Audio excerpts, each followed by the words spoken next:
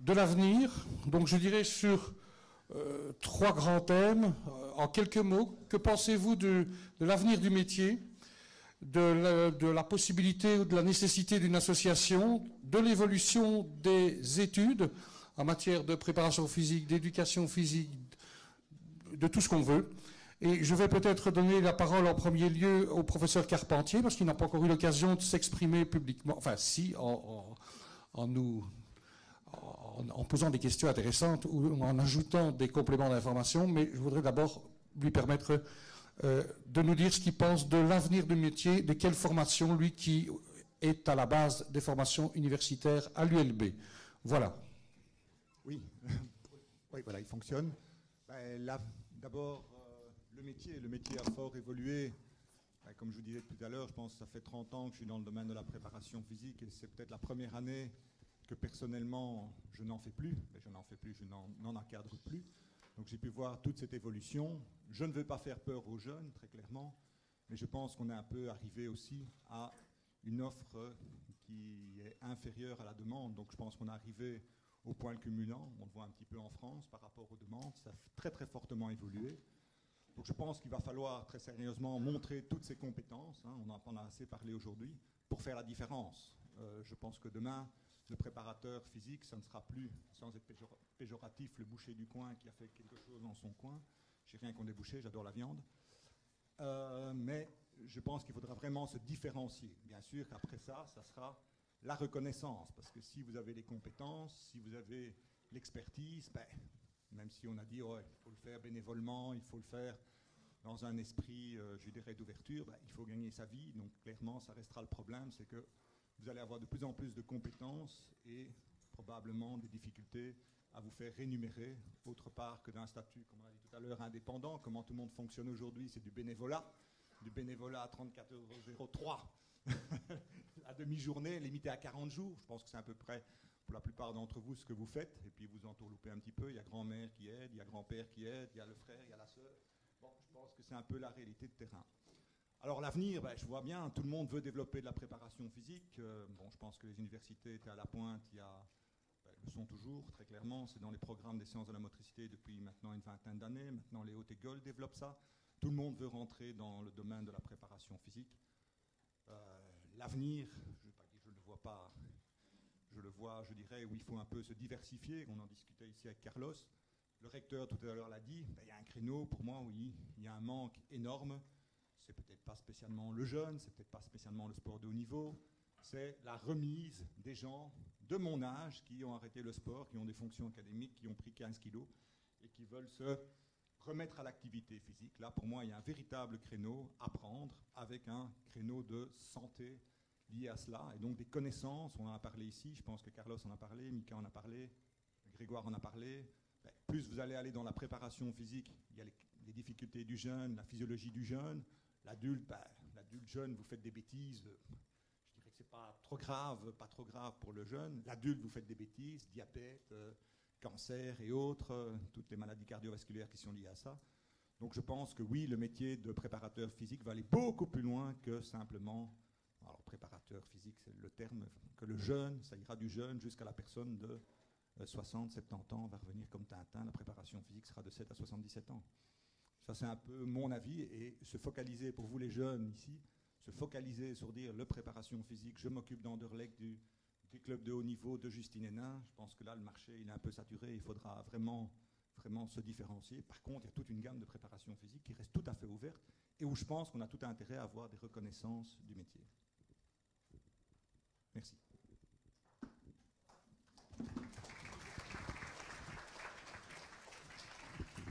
Voilà, moi je ne vais pas imposer quoi que ce soit, vous êtes grand, vous êtes adulte, donc qui suit sur cette même thématique, et y a-t-il une variation par rapport à cette pensée que, à titre personnel, je partage, mais que quelqu'un ici, à la table, ne partage pas peut-être totalement cette façon de voir le métier, donc parole à lui.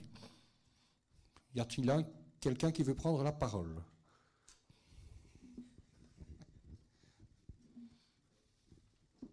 Moi, j'ai un petit complément à dire à ce que Eric a présenté tout à l'heure. C'est que dans le cadre de la création d'une fédération de préparateurs physiques, c'est un thème qui a été abordé lors du dernier ou de l'avant-dernier RP Cube. Et donc, dans le RPQ, on a tous donné notre avis et il est clairement peu indiqué pour nous de créer une fédération. Donc, c'est deux choses séparées. Le RPQ peut être une source d'inspiration pour une fédération de préparateurs physiques, mais le RPQ refuserait d'aider à la création d'une fédération de manière officielle. Donc on veut bien aider pour la philosophie, les valeurs, etc.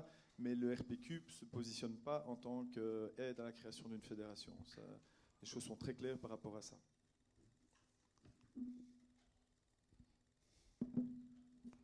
Alors moi je suis vraiment content du message délivré par Alain, parce qu'il va vraiment dans le sens de ce que je pense. On est dans un secteur qui sature, donc il n'y aura pas de place pour tout le monde. Par contre, une réalité, c'est qu'on est dans une période où la population se sédentarise, où on a de plus en plus de possibilités de rester inactif, et donc rester en mouvement et développer des systèmes qui nous permettent de garder notre condition physique, c'est indispensable. Et ça se fait, si on est sur la personne âgée, de manière retardée. Il faut penser au préventif.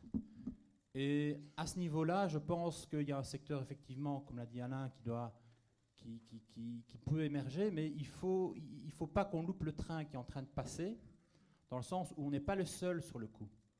On a également nos collègues kinés qui ont également toute une série de compétences qui sont extrêmement proches et qui ont un avantage certain, c'est d'avoir une reconnaissance INAMI. Et donc sur cette reconnaissance INAMI, parfois, il y a cette possibilité, en tout cas ils ont un lobbying qui est très très très puissant, qui permet d'aller vers des remboursements de séances que nous, en tout cas en tant qu'éducateurs physiques, on n'a pas accès. Et là je pense qu'on a un terrain sur lequel on doit se battre un petit peu plus et sur lequel on doit essayer de progresser. Et je crois qu'un des meilleurs moyens d'y arriver, c'est de créer, alors pas une fédération, mais une association de professionnels. Alors est-ce que, en partant des métiers de la préparation physique, est-ce que ça doit être restreint à la préparation physique ? Des débats qu'on a eu aujourd'hui, des discussions que j'ai eues notamment avec Olivier hier, je pense que non, parce que le problème c'est qu'on est trop peu pour pouvoir avoir un impact. Si on veut avoir à un moment donné notre mot à dire, et si on veut changer des choses, on doit être un certain nombre. Donc il faut un regroupement de façon à unir les forces qu'on aura au niveau des formations, au niveau universitaire, et je pense aussi au niveau de certaines des hautes écoles, parce que je pense qu'ils ont aussi des choses intéressantes à proposer, et puis derrière de définir finalement quels sont les métiers du sport, quels sont les futurs métiers qu'on va développer, parce qu'il y a toute une série de métiers qui vont peut-être se créer d'ici 10, 15 ans. Et là, derrière, définir des cadres de compétences, en fonction des cadres de compétences, définir finalement quelles sont les formations ou les accès professionnels qui pourraient accéder à ces cadres de compétences, avoir une association qui soit représentative d'une forme de qualité, donc d'un label, et puis derrière aussi avoir une association qui permet quelque part de vérifier ces compétences. Parce qu'à un moment donné, dire « Ok, j'ai fait ça », mais il faut le vérifier. Là, je suis convaincu d'un système comme le compagnonnage, qui est un système qui est vraiment très intéressant, mais qui ne se retrouve pas beaucoup, dans très peu de systèmes, mais qui, à long terme, permet de faire entrer les personnes en douceur, ici dans ce contexte-ci, d'être des préparateurs physiques aspirants. Par exemple, les jeunes qui sortent depuis quelques années, qui commencent à découvrir la préparation physique, ils sont des préparateurs physiques aspirants. Avec l'expérience, vont se confirmer, devenir des préparateurs physiques confirmés, et puis des préparateurs physiques experts. Et c'est, je pense, dans un système comme le compagnonnage, alors ça, voilà, c'est quelque chose que je partage avec toi, Eric, comme idée, que l'on pourrait y arriver. Maintenant, je ne suis pas sûr que ce soit, c'est peut-être un doux rêve, et je ne suis pas sûr que sur le terrain, ce soit réalisable. Maintenant, j'aimerais bien avoir aussi l'avis de William par rapport, justement, à cette possibilité d'association et que eux, s'ils peuvent, peut-être nous aiguiller. Déjà, je pense qu'il nous a dit une série d'informations très intéressantes. Là, il faudra qu'on en prenne bien note. Mais jusqu'où on pourrait aller au niveau des cadres métiers du sport, si on veut recouvrir une série de cadres métiers du sport. Et puis, je pense, à un moment donné, il faut que des personnes se mouillent la chemise. ce moule-à-chemise de façon à, à mettre sur papier, à réfléchir sur ces différents métiers du sport, sur différentes compétences et de façon, à un moment donné, à concrétiser ces idées. Parce qu'il ne suffit pas d'en discuter aujourd'hui. Moi, le projet que j'avais derrière aussi ce colloque avec mes collaborateurs, c'était justement d'essayer d'avoir une impulsion et que derrière cette impulsion, il y ait un suivi. William ? Mais je ne peux pratiquement que répéter ce qu'on a présenté avec Marc. C'est de toute façon, il faut que l'autorité publique sorte de fait de l'association. Ça, c'était une chose. Maintenant, profiter de notre expérience, parce que nous, on a vécu en direct ce qui s'est passé avec le profil métier des métiers du fitness, donc des métiers basiques, donc des métiers sans autonomie, sans forme de responsabilité, donc qui s'appelle instructeur fitness. Moi, je pense qu'il faut absolument se fédérer, s'assembler pour identifier clairement les différents métiers liés à l'éducation physique, à la préparation physique, à l'encadrement physique, enfin tout ce qu'on peut imaginer, parce que de l'intérieur, en fait, ils constituent ce qu'on appelle des grappes métiers et ils identifient bien les champs d'action des uns et des autres. Alors, on est sur un mémoire là, avec une étudiante de l'UCL sur effectivement un petit peu d'étymologie. C'est quoi un éducateur physique? Qu'est-ce qui le différencie d'un préparateur physique? C'est quoi un personal trainer? C'est quoi un coach physique? Et donc il y a plein de termes qui existent. Maintenant, en plus, on est envahi par la terminologie anglo-saxonne. Et donc je pense que le fait de s'associer va faire poids auprès des autorités publiques pour dire, ben oui, il y a effectivement un métier qui de fait, j'ai bien dit un métier, puisque j'ai défini ce que c'était un métier qui de fait existe, et donc il faut l'organiser, le métier, avec notamment ce qui s'appelle les grappes métiers, d'identifier les niveaux de responsabilité, les champs de compétences, etc., etc., et de là décliner alors la reconnaissance, les profils de formation, etc., etc. De nouveau, pour l'avoir vécu avec le fitness, ça s'est passé comme ça. C'est une demande du secteur qui a dit, écoutez, nous, on voudrait être identifiés. Et ben voilà, alors ça a été des travaux pendant 2-3 ans. C'était à couteau tiré parce que quelqu'un m'a dit au repas de midi, mais oui, mais est-ce que les instructeurs fitness sont encore bien la commission paritaire des coiffeurs et esthéticiennes? Ben oui. Ben, alors c'est désolant de dire ça, mais oui. Mais à partir du moment où il va y avoir les préparateurs physiques ou les entraîneurs, enfin appelons ça comme on veut, hein, peu importe, se définissent et se distinguent lourdement ou de manière importante en termes de nombre, en disant ben voilà, il y a 1000 entraîneurs de foot, il y a 500 entraîneurs du tennis, du basket, X préparateurs physiques, etc. Mais des gars du bon niveau, pas les animateurs, etc. Des gars qui ont une certification d'un certain niveau, ben ça va faire poids, ça va faire masse. Ça veut dire que l'administration pourrait demander un positionnement pour ses moniteurs. Les certifications délivrées par l'administration. Mais on est jugé parti, on ne veut pas le faire. Donc il faut que ce soit les fédérations qui le fassent. Si on attend que les fédérations le fassent, et de s'associer, ça ne se fera pas. Donc il faut que ça vienne du terrain, du secteur. Autrement dit, des entraîneurs. Et puis se reconnaître, alors peut-être pas une fédération, mais au moins s'associer et définir les contours de nos métiers ou de notre métier au sens large et les affiner aux besoins. Monsieur Morelli, votre expérience au sein de votre association de préparateurs physiques, est-ce que vous pouvez nous en parler, nous dire aussi ce qui fonctionne, ce qui ne fonctionne pas, ce qu'on ne devrait pas faire, ce qu'il faut éviter de faire, ce qu'il faut absolument faire? Je ne vais pas avoir du tout cette prétention, parce que chez nous, c'est un peu le bordel. Voilà, je vais le dire clairement.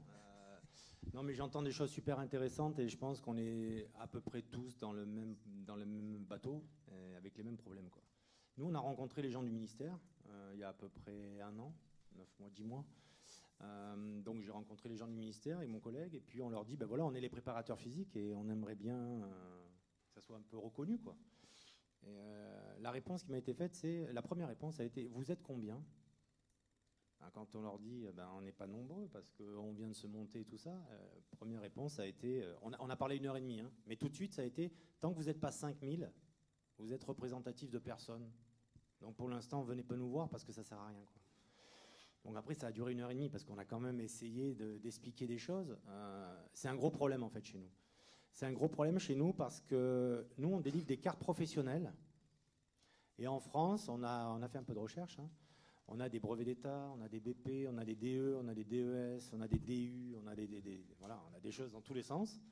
Et qu'aujourd'hui, on a relevé 89 cartes professionnelles en France, où derrière, quand on se retourne et qu'on regarde un petit peu ce qu'il peut faire, hein, cette personne qui détient cette carte, eh ben, il y a marqué conduite de séance de préparation physique, animation de travail physique, voilà. Donc ça veut dire que ces gens-là, ils ont le droit aujourd'hui, légalement, de dire je suis préparateur physique, je peux postuler n'importe où, parce que c'est marqué sur ma carte professionnelle. Alors on est bien d'accord, pour nous c'est un abus de langage, parce qu'il y a 30 ans, quand on a fait ces cartes-là, finalement on ne savait pas que ça allait arriver aujourd'hui à ce niveau-là. Mais on ne peut pas enlever les acquis en France. Aller dire à quelqu'un qui a une carte professionnelle, finalement, la préparation physique, tu n'as plus le droit de la faire. Non, mais attendez, moi j'ai fait une formation, je suis allé au bout, j'ai eu mon diplôme, on m'a dit que, maintenant je le garde, quoi. Donc ça, c'est un gros problème aujourd'hui, parce que finalement, et on l'a un peu dit à travers le boucher charcutier, moi pareil, je prends souvent cet exemple-là, ben, aujourd'hui en France, un boucher charcutier qui prend quelqu'un 2 heures par semaine pour faire du sport, il peut dire qu'il est préparateur physique.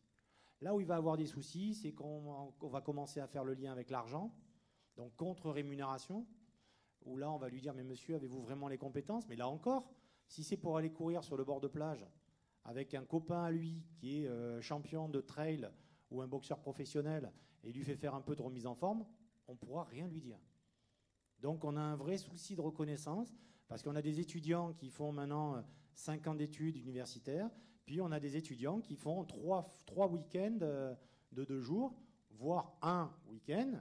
On délivre un pseudo-diplôme non reconnu, parce qu'aujourd'hui, c'est du business, quoi. Et vous le voyez tous, hein, aujourd'hui, on a des formations qui arrivent dans tous les sens, on a des DU qui fleurissent partout, mais pourquoi? Parce qu'aujourd'hui, ça coûte, et j'en parlais tout à l'heure, parce qu'aujourd'hui, une formation de préparateur physique, ça ramène environ 3 000 € par étudiant, plus tout le reste. Quand il y en a à peu près 40, 50, voire 80 ou 100 par an, comme il peut se passer à Dijon, par exemple, j'ai rien contre Dijon, hein, mais c'est une manne financière énorme. Et donc, en fait, ces gens-là, on ne peut pas leur dire du jour au lendemain, tu ne peux plus le faire. Donc, en fait, tout le monde se jette un peu sur ces formations qui ne sont pas forcément toutes, on va dire, à l'identique sur les contenus, sur les savoir-faire et tout ça. Ça pose un vrai souci, quoi. Donc là, on ne sait pas trop bien par où attaquer le morceau. Ce qui ressort aujourd'hui, quand on regarde un petit peu tout ça, on n'a pas qu'un métier, on a plusieurs métiers. Je l'ai entendu et je pense que c'est la réalité. Même aujourd'hui, au sein d'une équipe professionnelle, on a un préparateur head coach physique, hein. On parlait des anglo-saxons qui arrivent avec leur titre, strength and conditioning. Bon, voilà, on les a, ils sont là, ils arrivent, hein. Sans diplôme, c'est rien, ils sont parachutés là par les entraîneurs, et puis il faut leur faire de la place. On a tout un tas de problèmes aujourd'hui, et on ne sait pas comment s'en dépêtrer. Est-ce qu'il ne faudrait pas être plus nombreux? Mais plus nombreux, ça veut dire accepter peut-être ça, hein, un métier en haut, et puis derrière des grappes de métiers, dont le préparateur physique serait un élément. Parce que pour moi, un coach de fitness n'est pas préparateur physique. Quand je les forme depuis 15 ans, un prof de fitness aujourd'hui, il sait animer un cours collectif sous un support musical. Mais le reste, planification d'entraînement, tests d'évaluation, gestion de la charge d'entraînement, on ne sait pas faire. Je vais vous donner un exemple. Le 15 de France de rugby, ça fait 1 an qu'ils ne gagnent pas un match. Bon, ils en ont gagné un là, d'accord. Ils jouent l'Italie à la maison, c'est bien. Okay. Ils ont changé tout leur staff. Ils ont pris un préparateur physique qui a un BP, niveau 4, prof de muscu.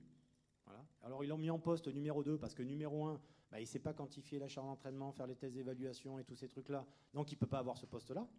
Ils l'ont pas mis numéro 3 parce que le numéro 3 chez nous, dans les gros staffs, c'est celui qui récupère les datas des GPS, mais il ne sait même pas ce que c'est un GPS. Donc pour lui, c'est à la montre, c'est tout, quoi. Donc en fait, ils le mettent à un poste numéro 2 pour un petit peu faire, voilà, lui quand il est blessé, tu t'en occupes, tu me mets les plots, les cerceaux. Mais ce mec-là, aujourd'hui, il prend la place d'un étudiant qui a fait 5 ans d'études, qui a des compétences, il va faire 2-3 ans dans le staff, il va rebondir dans un club pro, voilà. Et au final, il n'est pas formé. On a parlé de base, physiologique, anatomique, tout ça, il n'y en a pas. Enfin, il n'y en a pas, excusez-moi, il y en a au niveau BP. Moi, je veux bien, hein, mais le niveau BP, c'est quand même, chez nous, c'est un niveau 4. C'est niveau baccalauréat.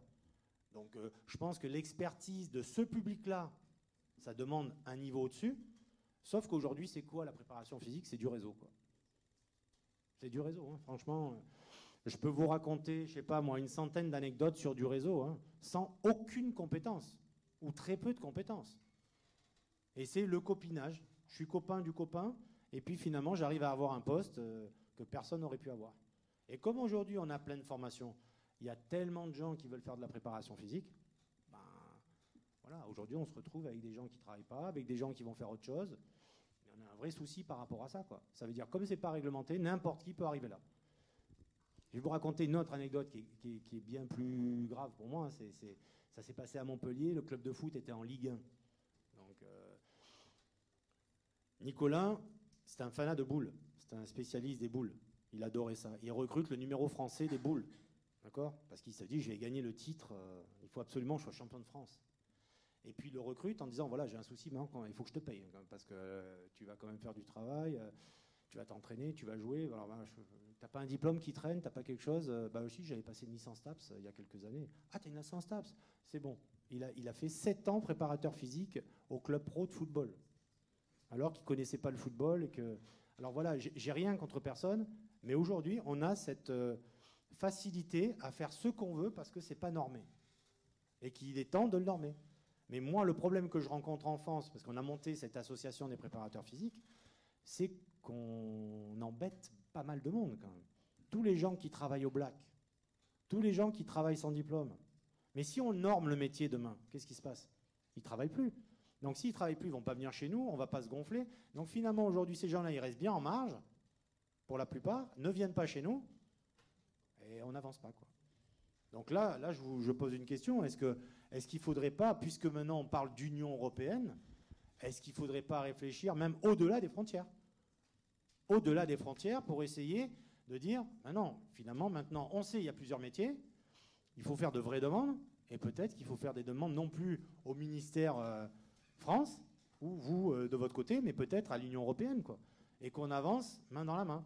Tout le monde se regroupe, mais chacun de son côté, avec les problématiques de diplôme hein, qu'on connaît. En France, c'est drastique. On a des trucs, des fois on se demande à quoi ça sert, mais c'est la France. Peut-être qu'il est temps de se regrouper en disant on va essayer d'uniformiser tout ça et on sera plus nombreux. On sera plus nombreux parce que de toute façon, tout le monde travaille un petit peu là-dedans, mais c'est un peu complexe. On ne sait pas bien identifier les gens, leur cursus de formation. On a fait des propositions au ministère, mais aujourd'hui, voilà. Et puis on a encore, une fois, nous en France, un problème majeur, c'est que là, le ministère a dit mais tout ça, on ne veut pas s'en occuper. On donne plein pouvoir aux fédérations. Aujourd'hui, voilà ce qui se passe. La Fédération française de football monte son propre cursus de préparateur physique. Ça veut dire que là, c'est eux qui décrivent. Ils ont mis ça dans leur règlement. À partir de maintenant, si on veut travailler dans le football, il faut avoir tel niveau, suivre le cursus de la fédération, et on pourra être préparateur physique à la fédération, dans les clubs. Voilà. Et si on n'a pas le diplôme, on ne pourra pas le faire. La fédération de basket l'a fait. Rugby est en train de le finir. On me demande de le faire au volley, c'est en cours pour le handball, etc., etc. Ça veut dire que les fédérations vont avoir plein pouvoir pour organiser leur propre cursus. On sait qu'aujourd'hui, on favorise, on l'a parlé tout à l'heure, les anciens sportifs de haut niveau, on essaie de les recadrer, il faut essayer de les mettre quelque part et tout ça, mais on les voit, hein, ils sont tous sur les formations fédérales, ils essaient tous de devenir entraîneurs ou préparateurs physiques, parce que c'est des conditions d'accès facilitées, parce que pour certains, on leur donne des brevets d'état de 2e degré sans passer le concours, etc. On est là-dedans. Donc là, il y a un vrai problème chez nous. Olivier, tu voulais prendre la parole. Donc, je vais pas être très long, je voudrais juste, parce que je travaille aussi à la Haute École de la province de Liège, et je voudrais juste parler, dire un mot en rapport avec les étudiants, et justement par rapport à cette problématique de définir les métiers de l'activité physique. Alors, je ne vais pas parler ici d'accession, d'organismes, etc., mais je veux dire simplement dans la définition, que vous en parliez tout à l'heure, en tout cas donner des critères un peu plus objectifs et précis. Je pense que ça peut aider les étudiants qui se lancent dans des formations, parce que moi, je suis confronté à certains moments, que ce soit dans les journées portes ouvertes, où les futurs étudiants viennent pour se prendre des informations, ou même en cours de formation. Bon, jusqu'il y a peu, on ne se posait pas la question, voilà, je veux travailler dans le domaine du sport, et parfois à tort, je vais faire l'éducation physique. Le problème, c'est que nous, particulièrement à Haute École, on a une formation qui est clairement orientée vers l'enseignement. Donc, on était confronté à des étudiants qui n'avaient pas le choix, qui disaient, moi, je vais travailler dans le métier du sport, je vais faire une formation en rapport avec l'éducation physique dans les écoles. Et le problème, c'est qu'on est confronté à des étudiants et des étudiantes qui n'aiment pas fondamentalement le milieu scolaire. Mais c'était leur seule filière. Alors maintenant, c'est vrai qu'il y a d'autres propositions de formation, un bachelier en coaching, une spécialisation en préparation physique. Donc, il y a d'autres possibilités. Alors, je ne vais pas rentrer aussi dans le débat. C'est vrai que c'est compliqué. Est-ce qu'il y aura du boulot pour tout le monde? Est-ce que ça va être reconnu, etc. Enfin, soit. Mais quoi qu'il en soit, le fait de pouvoir définir des métiers, je ne sais pas si on peut parler comme ça, définir des métiers, peut peut-être orienter aussi plus facilement le choix des étudiants quand il s'agit de choisir son secteur de formation. Parce que j'ai l'impression maintenant, voilà, je me répète, mais on va en éducation physique, et si ce n'est pas éducation physique, ben, je vais faire autre chose. Mais finalement, on se rend compte, même dans les autres filières, en bachelier, et même parfois en préparation physique, les gars, ils n'ont pas une idée claire de ce que c'est. Et il y en a, je prends le cas du bachelier en coaching, là, il y a des gars, on en interroge 2 ou 3 ou 4 ou 5 ou 10, ils ont tous une idée différente de ce qui va se passer derrière. Donc je pense que la définition des fonctions après peut aider aussi les étudiants dans leur choix et dans leur formation. Peut-être Grégoire, ajouter quelque chose? Et puis Carlos? Je ne vais pas rajouter quelque chose pour rajouter quelque chose. Je partage tout à fait leur avis. Pour être certain d'être bien fait comprendre par rapport au RP Cube, nous ce qui se passe c'est que dans le RP Cube, on a envie que ça reste convivial. Maintenant, je pense qu'on est prêt aussi à accepter de rentrer en discussion aussi avec les instances qui décident. Mais bon, c'est un long processus. Et comme l'a dit Oli, je pense qu'au départ, ce qui est important, c'est de savoir dans quoi on s'engage. Et avant d'avoir les reconnaissances du métier, il faut savoir ce qu'on va pouvoir faire à la fin de ses études. Et ça, je veux dire, tout le monde n'a pas la chance de rentrer dans les études et d'avoir déjà conditionné à savoir ce qu'on va faire plus tard. Très bien. Carlos, peut-être? Oui, voilà, moi je voulais aussi un peu rebondir un peu dans la même lignée que Olivier, mais je crois qu'il est aussi grand temps, à un moment donné, de pouvoir nous faire preuve de partage d'honnêteté intellectuelle, parce que tout le monde ne partage pas cette qualité essentielle, je pense. Et donc justement, j'en reviens sur les formations, et donc, en effet, on est face à des étudiants qui ne savent pas vers quoi ils vont, ou vers où ils vont, ou qui n'en sont pas sûrs. Et je pense que mettre les cadres des métiers du sport, des métiers de l'activité physique, de voir quelle formation va vers quoi, ça pourrait simplifier la vie de beaucoup de gens. Et c'est vraiment simplifier la vie de beaucoup de gens, parce que quand on s'engage dans des études supérieures, c'est pour y engager sa vie et son cheminement de vie. Et donc je suis convaincu qu'il existe beaucoup de métiers, enfin qu'il y a beaucoup de métiers en devenir ou qui devront exister dans les années ultérieures, et pas seulement pour gérer des applications de smartphone. Et je crois que réellement, pour en revenir un peu à ce qu'Alain a dit en introduction, les métiers de l'activité physique aussi vont ou doivent s'étoffer, et on doit peut-être à un moment donné remplir ces grappes métiers. Mais pour que tout le monde puisse savoir de quoi on parle et quel terme veut dire quoi, parce qu'actuellement on n'y est pas, et on parle ici peut-être depuis le matin avec un peu de retard, mais vaut mieux tard que jamais. Et je crois qu'il est vraiment temps qu'on embraye sur quelque chose d'un peu plus concret. Voilà, je propose 2 questions, 2 questions éventuellement. Eric. Moi, je vais poser une question à William. Je suis complètement utopiste, mais bon, c'est l'avenir qui s'efforce à vivre. Tu me diras si c'est un rêve. Si de manière pernicieuse et sur le temps, on crée une association et qu'on a une force de communication et qu'on informe les universités, préviennent les étudiants qui sortent, demandent d'être des pèlerins sur le territoire et d'informer, et puisqu'il y a les gens qui travaillent au noir, il y a tous ceux qu'on ne sait pas cadrer parce que le système légal n'est pas cadrable, mais que l'information du public se fait. Est-ce que tu penses qu'avec le temps qui fera son œuvre, on peut arriver à créer pas la force d'un secteur, mais la force d'une force vive dans la population? Puisque au niveau secteur, on voit bien que le phénomène est probablement bouché à 20 ans, à moins qu'on s'unisse à 27 pays, mais j'y crois pas trop. Peut-être à 5, mais à 27, j'y crois pas trop. Et donc prendre le problème à l'envers et jouer sur la communication du public, sur l'information des qualités de nos métiers, de ce qu'on peut y apporter, et de faire attention un peu au charlatanisme par rapport aux gens qui sont vraiment compétents dans la démarche. Est-ce une utopie ou un rêve?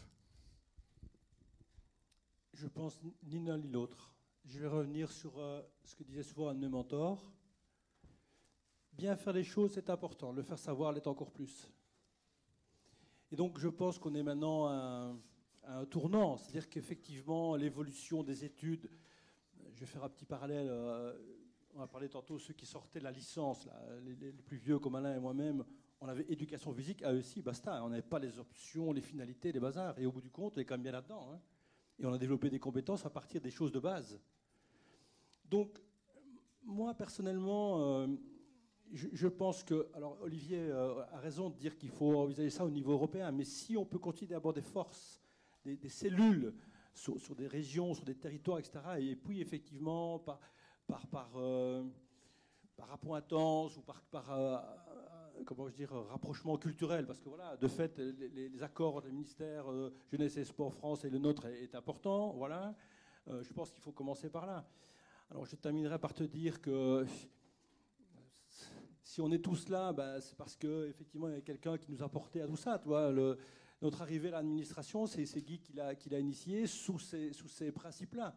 Et donc, quand on est arrivé, nous, à l'administration, c'était aussi pour faire bouger plein de choses, sous la volonté politique, parce qu'il a quand même fallu que les ministres de l'époque décident d'engager des gens comme ça, et que l'administration a la volonté d'évoluer. Donc je pense qu'on est à un tournant. Je pense que c'est le moment où, peut-être effectivement cet événement-là, on a plein d'informations maintenant. Marc Onneux a fait un topo assez intéressant en termes de ce qu'on pouvait faire au niveau légal, etc. Je pense qu'il est temps d'y aller, quoi. Et c'est pas une utopie. Franchement, je vois comment c'est passé au niveau du fitness. Au bout du compte, ça s'est réglé en 2 ans. Hein.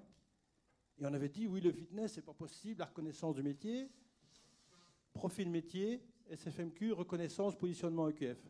Il y a 5 ans de ça, tout le monde rigolait en disant ça. Maintenant, ils sont passés devant tout le monde. Et donc, moi, je pense que par rapport à ça, alors il ne faudra pas vouloir absolument... Et là, moi aussi, je viens du milieu universitaire, mon parcours, vous connaissez tous mon parcours, etc., etc., etc.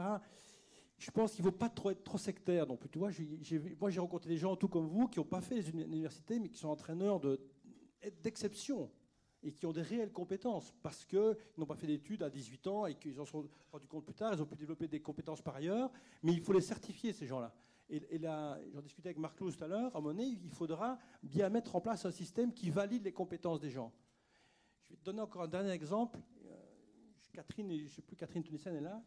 Tu sais, un gars qui a fait éducation physique de ma génération, la génération d'Alain, tu vois, qui a 55 ans, là, où le tien, qui est dans une école, là, et qui fait son prof je critique personne, mais qui connaît en matière de préparation physique ou d'entraînement. Et pourtant, le gars est certifié universitaire. Donc moi, je crois à la validation des compétences, mais une validation des compétences répétée tout au long de la vie. Tu vois, et donc pas dire, j'ai un diplôme universitaire, je suis au-dessus des lois, au-dessus de tout le monde. Non, mon gars, mets-toi à jour en permanence. Et s'il y a bien un métier qui évolue en permanence, c'est bien celui-là. Hein. Tu vois, donc voilà, je pense qu'on doit être dans cette dynamique-là, pas être trop sectaire, s'ouvrir, mais valider les gens sur des réels principes de compétences et de... Alors après, c'est pas simple, hein, ça, je dis pas que c'est simple.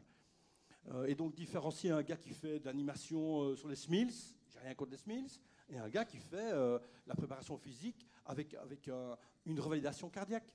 C'est pas la même chose. C'est pas la même chose. Oui, tu veux rajouter quelque chose ? J'aimerais bien rajouter un petit truc, mais c'est exactement ça. En fait, ça a été la problématique qu'on a eue au départ quand on s'est dit on va se regrouper. Qui on fait rentrer dans ce regroupement ? Et là, ça a été... Alors, il y avait une première association de personnes qui a essayé de monter un truc qui était soit on est universitaire, soit on n'est rien du tout. Et là, finalement, ils ont pris un mur parce qu'il y a plein de gens, comme on vient de dire, et j'en connais beaucoup, hein, qui n'ont pas eu la chance de suivre un cursus universitaire, mais ça fait 25 ans qu'ils sont sur le terrain. Ils ont développé des compétences, des outils, des moyens, et aujourd'hui, ils pourraient arriver ici, descendre, faire une présentation d'1 heure sur son activité et être brillant.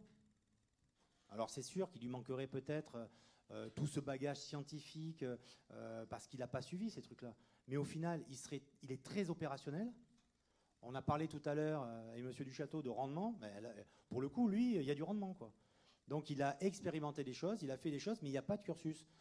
Ces gens-là, je suis désolé, on ne va pas leur fermer la porte en disant « tu ne peux pas rentrer, tu n'as pas de cursus » ou « tu n'as pas de diplôme ».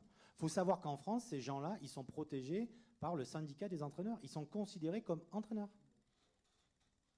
Au rugby, ils sont protégés par Tech 15, qui est le syndicat des entraîneurs de rugby.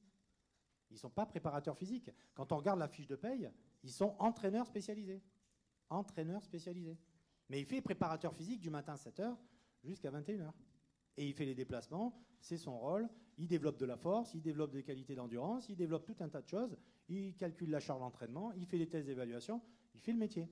Mais il n'a pas de cursus, ni universitaire, ni rien du tout. Et il est entraîneur. Il a passé un diplôme, un petit diplôme d'entraîneur, et il est entraîneur. Donc ces gens-là, est-ce qu'il faut leur fermer la porte, ou est-ce que justement, il faut les faire rentrer? Et parce qu'aujourd'hui, j'ai envie de dire, il faut faire du chiffre, quoi. Et en plus, c'est des gens compétents. Donc moi, je prône le fait que ces gens-là, il faille reconnaître leurs compétences. Alors maintenant, le problème majeur, c'est qui s'occupe de reconnaître leurs compétences. Nous, on avait réfléchi à faire un conseil des sages.